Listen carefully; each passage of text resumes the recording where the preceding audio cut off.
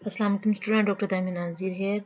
आज हम फिजियोलॉजी का नेक्स्ट लेक्चर स्टार्ट करते हैं, जिसमें हम देखेंगे कि गेन ऑफ कंट्रोल सिस्टम और आपका अडेप्टिव कंट्रोल क्या है या फीड फॉरवर्ड मैकेनिज्म क्या है। इसके अलावा आज हम अपना नेक्स्ट चैप्टर स्टार्ट करेंगे, जिसमें हम सेल और उसकी ऑर्गेनाइजेशन के बारे में स्टडी करेंगे। तो स्टार्ट करते हैं अपना लेक्चर। बिस्मिल्लाहिर्रहमानिर्रहीम। आज हम यूनिट 1 जो है the cell and general physiology उसको एंड करेंगे, जिसमें हम सबसे पहले देखते हैं गेन ऑफ कंट्रोल सिस्टम क्या है। तो मैं आपको इसको पहले वर्बली समझाती हूँ। Basically gain of control system है क्या। पहले इसकी डेफिनेशन करें। The degree of effectiveness with which A control system maintain a constant condition is determined by the gain of the negative feedback. अच्छा, बेसिकली क्या है कि आपका बॉडी का सिस्टम जो कंट्रोल सिस्टम है वो आपके बॉडी में मौजूद जो सिस्टम्स हैं उसको कांस्टेंट रहने में कितना इफेक्टिव है, कांस्टेंट रखने में कितना इफेक्टिव है, कितने हद तक वो हेल्प करते हैं आपकी बॉडी के कंट्रोल सिस्टम। आपकी बॉडी में मैंने पहले बताया कि डिफरेंट किस्म के कंट्रोल सिस्टम है।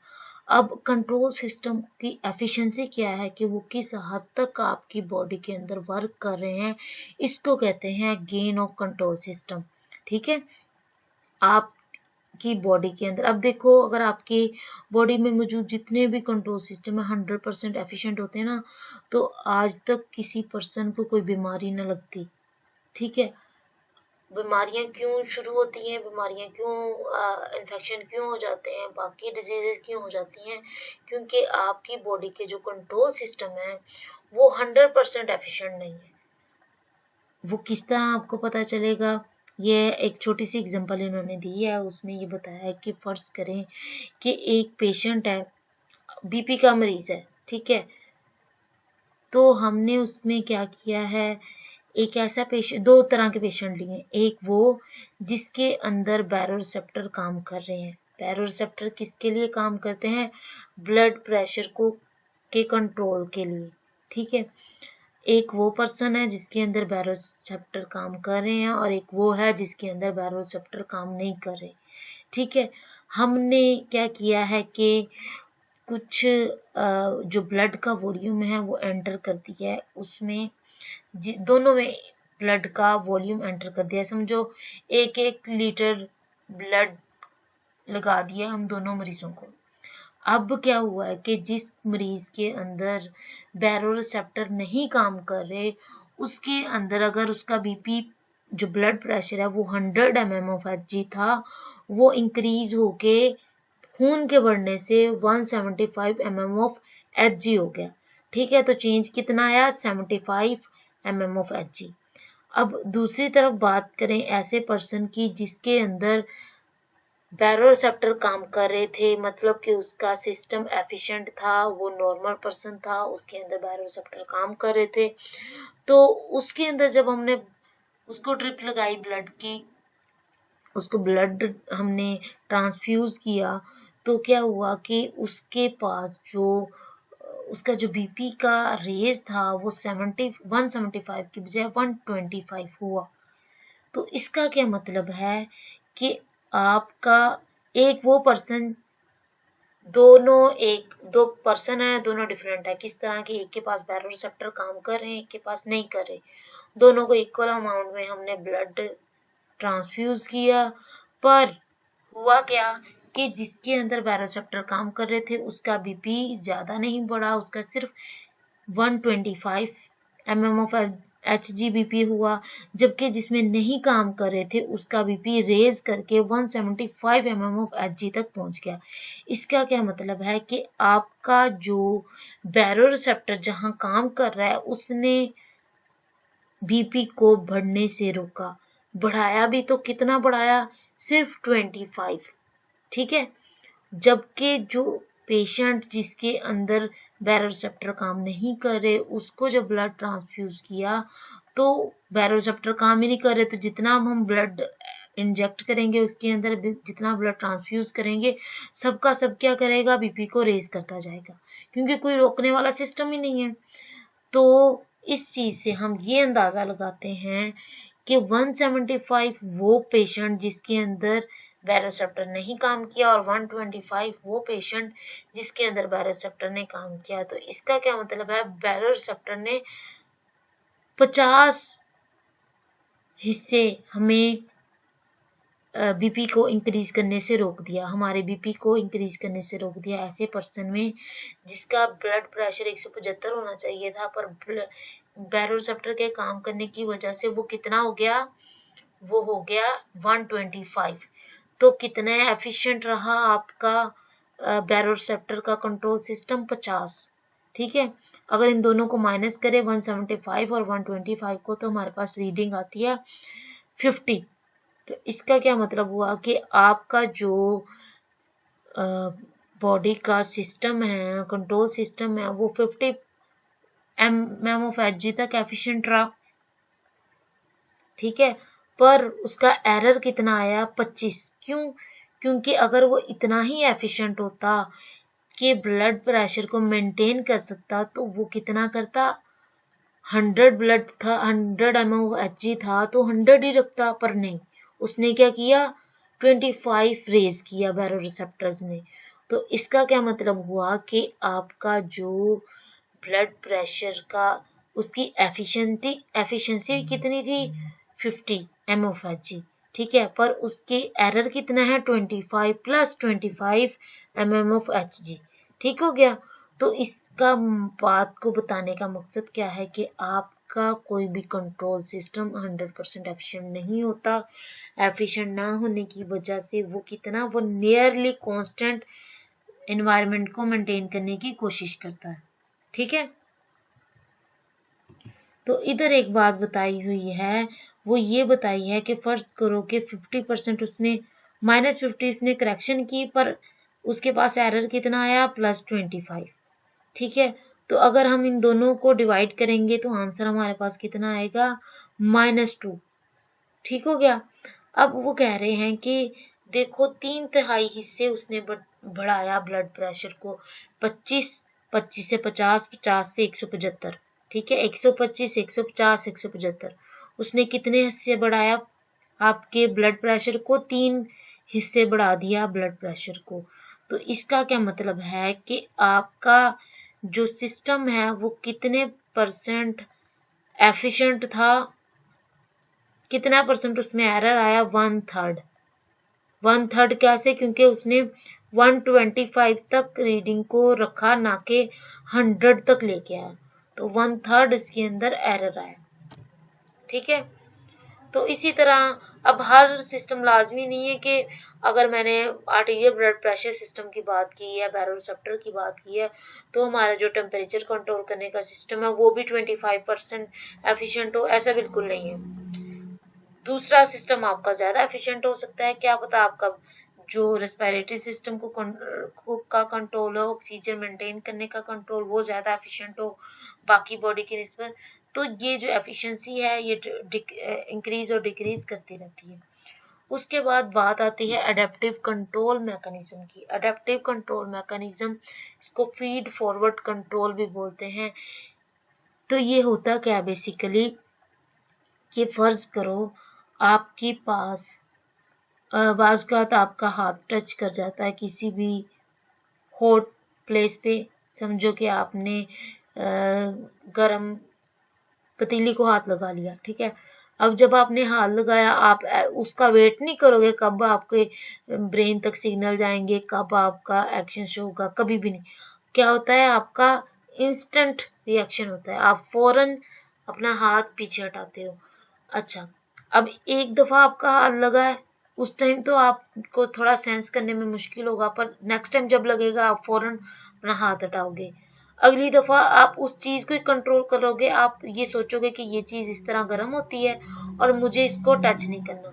अब ये चीज क्या है, ये अडेप्टिव कंट्रोल है।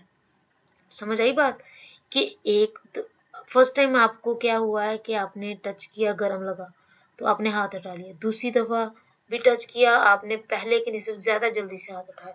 तीसरी दफा जब आप उसको टच करने वाले होगे आपको पहले ही रियलाइज हो जाएगा कि ये क्या चीज़ गर्म है, तो मुझे इसको टच नहीं करना। ये एक एग्जांपल दी है। तो ये क्या होता है कि आपके माइंड के लिहाज से एक अडेप्टेशन आ जाती है, एक अडेप्टिव कंट्रोल आ जाता है कि आप अपनी परसेप्शन को यूज करते हुए, एक नेगेटिव फीडबैक को यूज करते हुए आप उस चीज को कंट्रोल कर लेते हो। ठीक है, तो ये था आपका लास्ट यूनिट। अब हम नेक्स्ट यूनिट स्टार्ट करते हैं, नेक्स्ट चैप्टर स्टार्ट करते हैं, जिसमें हम देखेंगे सेल क्या है, उसका फंक्शन क्या है।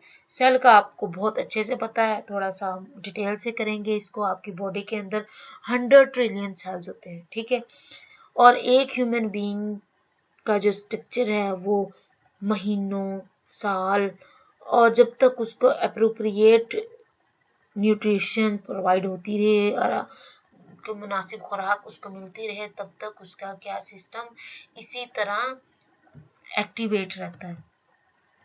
अगर हम सेल के स्ट्रक्चर की बात करें, ऑर्गेनाइजेशन की बात करें, तो बेसिकली सेल के 3 हिस्से होते हैं। कौन कौन से? एक होता है उसका सबसे सेंट्रल यूनिट न्यूक्लियस, दूसरा होता है उसका साइटोप्लाज्म, तीसरा उसका आउटर मेम्ब्रेन होती है जिसको हम बोलते हैं प्लाज्मा मेम्ब्रेन या सेल मेम्ब्रेन। ठीक है, अब अगर फर्दर हम बात करें तो न्यूक्लियस को साइटोप्लाज्म से अलग कौन कर रहा है? न्यूक्लियर मेम्ब्रेन कर रही है। ये सारी पुरानी चीजें हैं जो आपने ऑलरेडी एफएससी में पढ़ी हुई हैं। सेल मेम्ब्रेन को हम प्लाज्मा मेम्ब्रेन भी बोलते हैं। ओवरऑल सेल जिन चीजों से मिलकर बना होता है, जैसे जिसमें न्यूक्लियस समेत सारे गोल्जी अपरेटस, माइटोकॉन्ड्रिया, साइटोसोल्स, ये सारे जो सेंट्रोसोम्स हैं और भी जितने भी चीजें हैं, ये सारी क्या मिलके बनाती हैं? प्रोटोप्लाज्म कहलाती हैं। ठीक है, इसके अलावा जो प्रोटोप्लाज्म है उसके अंदर 5 बेसिक सब्सटेंसेस होते हैं: water, electrolytes, protein, lipid and carbohydrate. ठीक है, तो सबसे जो मेजर यूनिट है वो क्या होता है? आपके कंपोनेंट वाटर। वाटर कितने परसेंट उसका होता है? 70 to 85% तक आपके सेल के अंदर वाटर मौजूद होता है। कुछ अब बहुत से जो सेलुलर केमिकल्स हैं वो वाटर के अंदर डिजोल्व हो जाते हैं, कुछ सस्पेंड हो जाते हैं। अब ये वाटर की प्रॉपर्टी है, किसी को डिजोल्व करता है, किसी को ये सस्पेंडेड कंडीशन में रखता है। तो जितनी भी सेलुलर मेम्ब्रेन्स होती हैं वो सस्पेंडेड कंडीशन में रहती हैं। अब उसके बाद आयंस की बात करें तो हमने फर्स्ट यूनिट में भी देखा था, फर्स्ट चैप्टर में भी देखा था कि आपके ईसीएफ और आईसीएफ में कौन कौन से आयंस मौजूद हैं। अब ये सारे आयंस की कहाँ कहाँ अहमियत होती है? ये आपके डिफरेंट बॉडी के मेटाबॉलिज्म, डिफरेंट केमिकल रिएक्शन के अंदर हेल्पफुल होते हैं। तो जो इम्पोर्टेंट आयंस हैं वो potassium, magnesium, phosphate, sulphate, bicarbonate, sodium chloride और कैल्शियम, ये सारे आपके इम्पोर्टेंट आयंस हैं जो सेल के अंदर मौजूद होते हैं। और ये सेलुलर कंट्रोल मैकेनिज्म के तहत आपकी बॉडी के डिफरेंट फंक्शन, जैसे electrochemical transmission of nerve, muscle fibre, cell membrane के अंदर जो आयन का एक्सचेंज हो रहा होता है, उसको ये कंट्रोल करते हैं। अब बात आती है प्रोटीन्स की। प्रोटीन्स क्या हैं? आपके सेल मैस का 10 to 20% बनाते हैं। ठीक है, ये बहुत ज्यादा अबंडेंट होते हैं सेल के अंदर। 2 तरह की प्रोटीन होती हैं, एक होती है स्ट्रक्चर प्रोटीन जो आपके सेल का स्ट्रक्चर पार्ट बनाती हैं, जो इसकी जो साख्त है उसको मेंटेन करने के लिए हेल्पफुल है। दूसरे होते हैं फंक्शनल प्रोटीन। वो कौन सी प्रोटीन होती हैं? जो कि आपकी बॉडी के फंक्शन में हेल्प करती हैं। अब स्ट्रक्चर प्रोटीन कौन सी होंगी? जैसे कि लॉन्ग फिलामेंट्स की फॉर्म में होती हैं, जो कि पॉलीमर्स, इस तरह पॉलीपेप्टाइड एक दूसरे से अटैच होकर पॉलीमर्स बना देते हैं। अब ये जो इसकी एग्जांपल क्या हो सकती है? माइक्रोट्यूब्यूल्स, जो कि आपके सेल को साइटोस्केलेटन प्रोवाइड करती है। अगर हम नर्व की बात करें तो नर्व एक्सोन्स जो होते हैं, माइटोटिक स्पिंडल जो होते हैं माइटोटिक सेल्स के अंदर, उसके अलावा फिलामेंटस स्ट्रक्चर्स, न्यूक्लियोप्लाज्म के अंदर भी आपके ये प्रोटीन का जो protein as a structure unit काम कर रहा होता है। इसके अलावा collagen, elastin fibre, connective tissue, blood vessels, उसकी वॉल्स और टेंडन, लिगामेंट, इन सब का जो स्ट्रक्चर है वो प्रोटीनेशियस होता है। ठीक है, प्रोटीन इन नेचर होता है। अगर हम फंक्शनल प्रोटीन की बात करें तो आपकी बॉडी के बहुत ज़्यादा फंक्शन जो हैं वो फंक्शनल प्रोटीन की वजह से वो पॉजिटिव हो रहे हैं। अब ये कौन से हैं? जैसे ग्लोबुलर फॉर्म में मौजूद होते हैं, जैसे एंजाइम्स हो गए। एंजाइम आपके हर बॉडी रिएक्शन में, हर बॉडी केमिकल या मैकेनिज्म के अंदर ये मौजूद होते हैं और आपकी बॉडी को रेगुलेट करने में, आपकी सेल को जिंदा रखने में ये हेल्पफुल होते हैं। ठीक है, जैसे एक एग्जांपल ले लो, खुराक आपके न्यूट्रिएंट्स की ऑक्सीडाइजेशन के लिए, एनर्जी प्रोडक्शन के लिए, ये सारे जो मैकेनिज्म हैं ये सब फंक्शनल प्रोटीन की वजह से हो जाते हैं। अब उसके बाद मैं बात करूं लिपिड्स की या फॉस्फोलिपिड्स की, तो ये भी आपके जो डिफरेंट किस्म के लिपिड्स हैं वो आपके सेल का बड़ा इम्पोर्टेंट यूनिट है। किस तरह? क्योंकि ये लिपिड्स होते हैं, ये फैट सोल्यूबल होते हैं। तो जो आपकी सेलुलर मेम्ब्रेन है वो लिपिड्स बाय नेचर होती हैं, फॉस्फोलिपिड होते हैं इसी बिहाफ पे, क्योंकि ये पानी के अंदर डिसॉल्व नहीं होती, तो इसी वजह से जो आपका स्ट्रक्चर है, जितने भी सेलुलर मेम्ब्रेन्स हैं वो सारी लिपिड इन नेचर होती हैं। ठीक है, तो जो फॉस्फोलिपिड्स हैं उसके अंदर मौजूद होते हैं। उसके अलावा जो कोलेस्ट्रॉल हैं ये भी आपकी बॉडी का बहुत इंपॉर्टेंट पार्ट बनाते हैं। उसके अलावा क्या बात की है इन्होंने कि in addition to phospholipid and cholesterol some cells contain large quantity of triglyceride. कुछ ऐसे सेल्स होते हैं जिसके अंदर ट्राइग्लिसराइड या न्यूट्रल फैट जिसको बोलते हैं वो मौजूद होती है और ये तकरीबन 95% तक बनाती है। अब ये जो फैट है ये स्टोर हाउस के तौर पे भी काम करती है, क्योंकि ये एनर्जी गिविंग न्यूट्रिएंट है। जब भी एनर्जी डेफिशिएंसी होगी तो ये क्या करेगा? डिसॉल्व होकर एनर्जी प्रोवाइड करेगा। अब बात आती है कार्बोहाइड्रेट की। कार्बोहाइड्रेट भी आपका कुछ हद तक स्ट्रक्चर यूनिट है, पर ज़्यादा से ज़्यादातर ये क्या होता है, ये खुराक या न्यूट्रिशन सेल को प्रोवाइड करता है।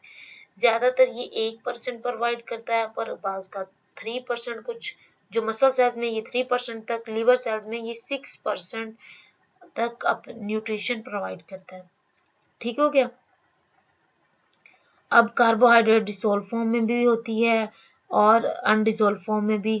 अब ये जो आपका लीवर है उसके अंदर ग्लाइकोजन की फॉर्म में स्टोर हो जाती है और जब भी ज़रूरत होती है एनर्जी की तो ये डिसॉल्व होकर एनर्जी प्रोवाइड करती है। तो आज के लेक्चर में हमने अडेप्टिव कंट्रोल देखा, गेन ऑफ कंट्रोल सिस्टम देखा।